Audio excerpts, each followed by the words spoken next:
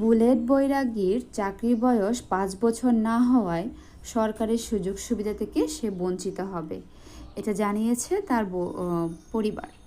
বাচ্চারা বয়স মাত্র সবে ১ বছর। বাচ্চারা ভবিষ্যৎ পড়ে আছে সামনে। তাকে বড় করতে না জানি কত চড়াই উতরাই পার করতে হবে তার স্ত্রীকে। আমি জানি না উর্মিহীরা মানে বুলেটের স্ত্রী নিজে উপার্জন করেন কিনা। এবার বুঝতে পেরেছেন নারীদের উপার্জন কেন জরুরি।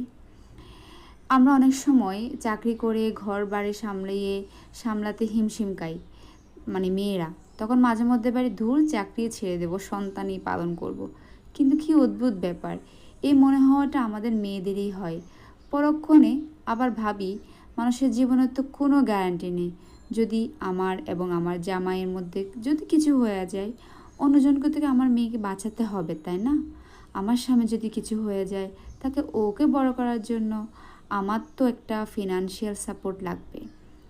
এজন্যই আমি বলবো, মেয়েদেরকে বলবো, সন্তানের জন্য চাকরি ছাড়বার আগে ১০০০ বার ভাববেন।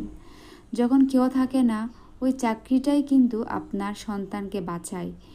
আমার যদি মনে হয় যে আমার এই কথাগুলা খুবই খারাপ, অনেক মেয়েদের বলতে পারে, কিন্তু বাস্তবতা যখন যার জীবনে আসবে, তখন সে ছাড়া এটা কেউ উপলব্ধি করতে পারবে না।